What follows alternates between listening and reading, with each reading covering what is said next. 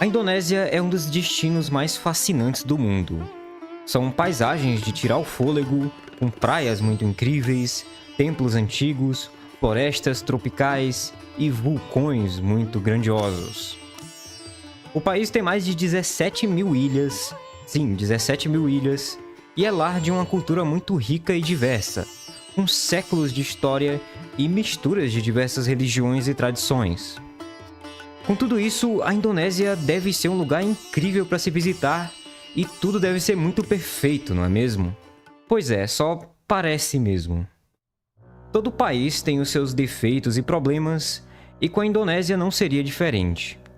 Apesar de todo esse encanto que o país tem, a Indonésia também é conhecida por colocar os viajantes à prova em várias situações. E eu não estou falando aqui só de aprender a lidar com os macacos espertos que roubam o seu celular. Sim, em alguns lugares do país, tem macacos que roubam os seus óculos e negociam por comida. Mas isso é só a ponta do iceberg. Desde a dificuldade do idioma até questões de estrutura, os golpes mais comuns em turistas e até mesmo riscos naturais, visitar a Indonésia pode ser um desafio muito grande para você. E nesse vídeo você vai conhecer os problemas da Indonésia que você vai enfrentar ao visitar o país. Meu nome é Simon e esse daqui é o Rota Asiática. Problema número 1. Transporte confuso e milhares de ilhas. A Indonésia está localizada no Sudeste Asiático, bem no coração do Pacífico. É o maior arquipélago do mundo, com ilhas que vão desde as famosas Bali e Java, até pequenos pedaços de terra que sequer aparecem no mapa. Se você é um turista que só quer ir para os lugares que todo mundo vai, que são mais bem construídos, as ilhas mais famosas, talvez você não sofra tanto quanto os turistas que querem visitar mais lugares. Mas se você quiser ir um pouco além, ficar viajando de uma ilha para outra e realmente conhecer a Indonésia de verdade, aí o negócio vai ser bem mais difícil. Você pode dar adeus aqui às facilidades de transporte, semelhante àqueles que você encontra na China e no Japão. Isso não existe por aqui. Assim que você embarca no país, esse primeiro problema já começa a aparecer. Como que você vai viajar entre todas as ilhas? Para começar, os voos internos são praticamente uma necessidade se você quer visitar várias ilhas. Mas daí já vem o primeiro obstáculo. As companhias aéreas locais nem sempre têm a melhor reputação do mundo. Atrasos e cancelamentos de última hora são coisas corriqueiras, são bem comuns. E além disso, muitos voos operam com aeronaves menores e para aeroportos que deixam bastante a desejar em termos de estrutura. Se você é do tipo que gosta de planejar tudo nos mínimos detalhes e gosta de bastante segurança, talvez você tenha que diminuir a sua exigência em alguns lugares. E não pense que quando você descer do avião, as coisas vão ficar muito fáceis. Em muitas ilhas do país, as estradas são bem estreitas e podem ser ainda bem mal sinalizadas e cheias de buraco. E aqui eu digo pode ser porque o governo atual tem melhorado nisso, tem investido mais dinheiro em melhorias em estradas e coisas do tipo, mas é difícil conseguir informações atualizadas sobre o lugar. É tudo uma bagunça de milhares de ilhas, então não dá para saber como que está a situação ainda em muitas dessas. Contratar um motorista local ou alugar uma moto é quase obrigatório, mas isso pode ser um problema se você não está acostumado com um trânsito caótico. Especialmente em Bali, onde o volume de motos na rua é gigantesco, dirigir pode ser uma coisa bem mais estressante do que divertida. Ah, e também tem os barcos, né? Os famosos barcos. Como a gente está falando aqui de muitas ilhas, muitas pessoas imaginam que atravessar essas ilhas pode ser algo bastante tranquilo e até romântico. Mas a realidade é que, em boa parte das rotas, os barcos são bem básicos, para não falar precários aqui. E dependendo do clima, as travessias podem ser bem mais perigosas.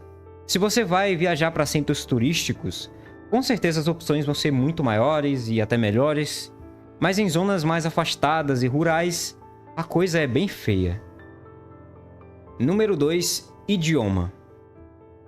Você chega todo feliz no país e vai falar com pessoas com o seu inglês mais ou menos, que você treinou durante meses. Porque todo mundo deve falar inglês no mundo afora aí, certo? Bom, isso é até uma verdade, mas na Indonésia a coisa sempre vai ser diferente. Em Bali e em algumas regiões mais turísticas, o inglês até rola, mesmo que de uma forma mais básica. Mas se você se afastar um pouco mais desses pontos turísticos, você vai perceber que a comunicação é uma coisa que não existe praticamente sem saber o idioma local. A língua oficial da Indonésia é o Bahasa Indonesia. Halo, nama saya Saimo, senang bertemu dengan Anda. E por mais que seja uma língua muito interessante, a maioria dos turistas não tem ideia de como falar ou entender nenhuma palavra. Fora dos pontos mais conhecidos, muitas pessoas só falam o idioma local ou alguns dialetos aí regionais. E isso é um detalhe muito curioso. A Indonésia tem mais de 700 línguas diferentes espalhadas pelo arquipélago. Então, mesmo que você decida aprender algumas frases úteis, como eu fiz agora mais cedo, isso pode não ser o suficiente dependendo de onde você está. Número 3. Segurança, comida de rua e água.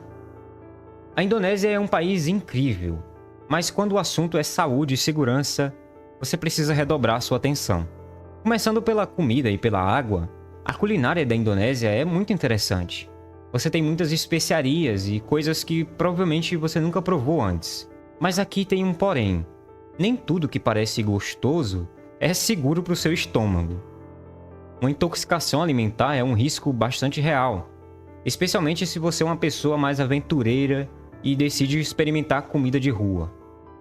Não que isso seja proibido, mas se você sair comendo tudo que você vê na rua, não importa o país onde você esteja, isso não vai acabar bem. Agora sobre a água, essa daqui merece um alerta especial. A água da torneira na Indonésia não é potável na maior parte do país. E beber ou até mesmo escovar os dentes com ela pode te levar direto para uma farmácia local ou até mesmo para um hospital, se você não tiver muita sorte. O ideal é você sempre optar por água engarrafada. E com atenção, tá? Não compra água em qualquer lugar. Isso daqui pode evitar uma baita dor de barriga ou até mesmo algumas doenças mais perigosas. Outro ponto importante, já que eu falei de doenças aqui, são as doenças tropicais. A Indonésia tem um clima quente e úmido e é perfeito para a proliferação de mosquitos que transmitem algumas coisas bem problemáticas. Então, se você estiver visitando áreas menos urbanizadas ou fazendo trilhas, é indispensável você usar repelente e roupas que cubram a sua pele. E se você for passar muito tempo no país, vale a pena você checar também as vacinas que são recomendadas antes de viajar. Existe ainda um lado ainda mais perigoso aqui dessa viagem, que são os esportes e atividades de aventura. Eu sei que muita gente visita a Indonésia para surfar, para mergulhar, fazer trilha em vulcão ou até mesmo andar de moto. Sim, tudo isso é muito legal, isso existe no país, mas também tem os seus riscos. Especialmente em lugares como Bali, onde o trânsito é uma bagunça gigantesca. Então, se você não tem experiência com motos, pense um pouco antes de alugar uma. E se você chegar a alugar, compre capacete, use todas as proteções possíveis, mesmo que os locais não pareçam se preocupar muito com isso. Número 4. Problemas climáticos. Isso daqui é um ponto que muita gente não pensa sobre quando vai visitar um país ali na região da Ásia. E sinceramente eu não vejo muita gente falando sobre isso em vídeos e vlogs, onde eles só contam quão incrível e barato é o país. E sim, isso é verdade, esses países são muito interessantes e baratos. Porém, existe sim esse risco. Tanto na Indonésia, quanto na Tailândia, ou até mesmo no Japão, existem riscos climáticos que esses países correm o tempo inteiro. A Indonésia não é só um arquipélago cheio de ilhas paradisíacas. É também uma das regiões mais geologicamente ativas do mundo. Eu já vou te explicar o que é isso. O país fica dentro do chamado Anel de Fogo do Pacífico, que é uma zona cheia de vulcões e que está sujeita a terremotos muito frequentes. Vamos começar pelos vulcões. A Indonésia tem mais de 120 vulcões ativos, o que já dá uma ideia de quão perigoso podem ser esses territórios. Vulcões como o Monte Bromo, o Monte Rinjani e o famoso Monte Agung são atrações muito interessantes para quem gosta de aventura e paisagens diferentes. Mas quando um desses gigantes resolve acordar, a coisa muda de figura. Erupções vulcânicas podem cancelar voos, isolar regiões inteiras e, claro, representar um risco real para os moradores e para os turistas que estão ali. E não é só isso, tá? A Indonésia está numa região de encontros entre placas tectônicas. Tá, mas o que isso significa, Simon? Eu não sei nada sobre isso. Aulinha básica de geografia. As placas tectônicas são grandes blocos de terra, digamos assim. Imagina que elas são como peças de um quebra-cabeça de terra e não estão paradas, elas sempre estão se movimentando.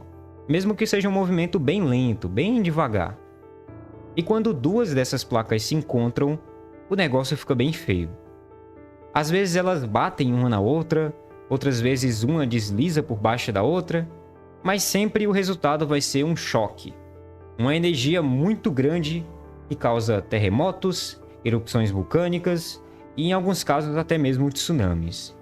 Por estar numa área onde as placas tectônicas se encontram, a Indonésia também sofre com terremotos frequentes. Esses eventos podem variar desde tremores bem leves, e muita gente nem percebe, até grandes abalos que causam uma destruição muito grande. Em algumas situações, esses terremotos vêm acompanhados de um perigo muito maior: os tsunamis. Como o país é composto por ilhas, o perigo disso aqui é muito maior, especialmente nas regiões costeiras. Para os turistas que estão passando pelo país, esses fenômenos podem trazer alguns imprevistos: trilhas fechadas, aeroportos interditados, hotéis evacuados. Tudo isso pode acontecer sem aviso prévio, do nada. Então, o que você pode fazer para não correr tantos riscos? Primeiro, fique sempre informado.